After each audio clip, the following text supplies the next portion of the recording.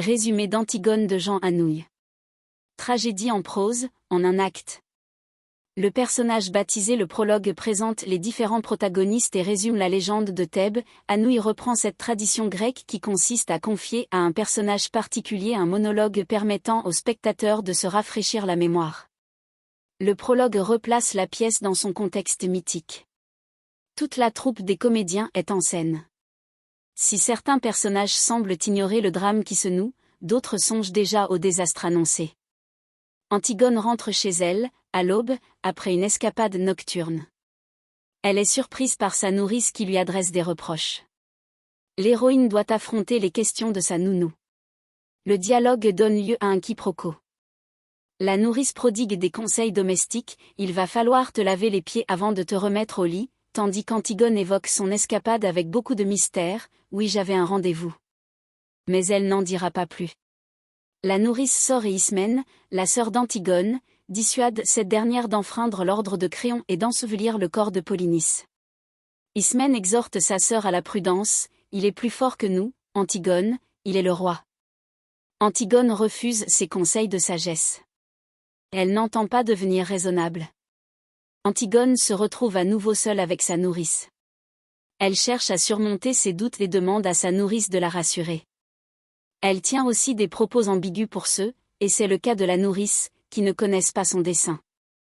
Elle semble décidée à mourir et évoque sa disparition à mots couverts. Si, moi, pour une raison ou pour une autre, je ne pouvais plus lui parler.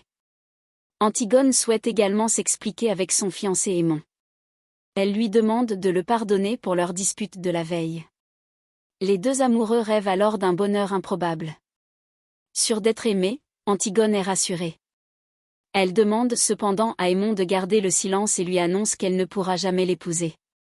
Là encore, la scène prête au quiproquo, le spectateur comprend qu'Antigone pense à sa mort prochaine, tandis qu'Aimon, qui lui n'a pas percé le dessein d'Antigone, est attristé de ce qu'il prend pour un refus.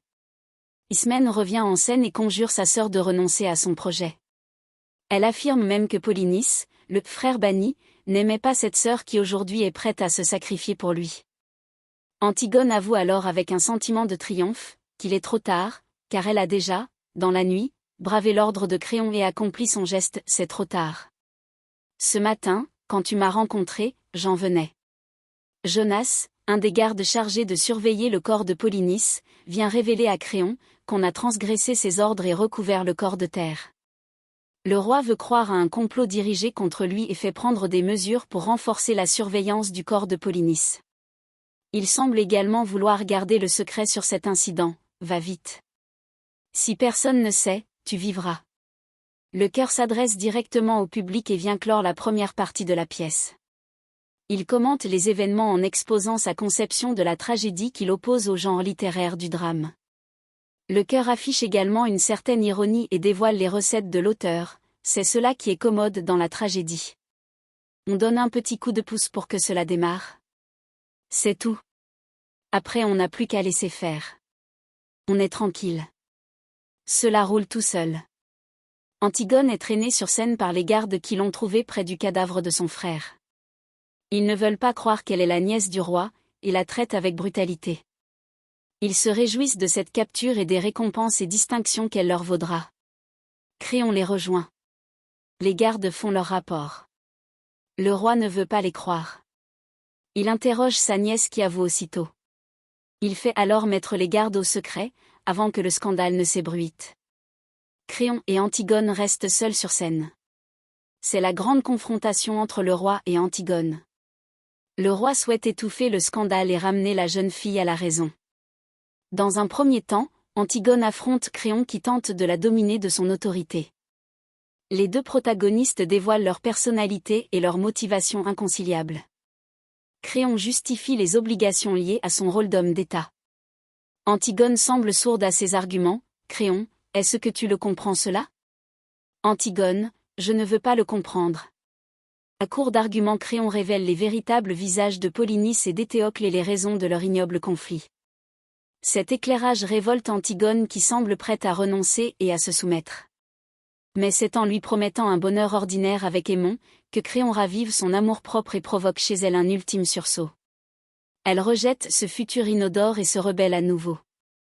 Elle choisit une nouvelle fois la révolte et la mort. Ismène, la sœur d'Antigone entre en scène alors que cette dernière s'apprêtait à sortir et à commettre un esclandre, ce qui aurait obligé le roi à l'emprisonner.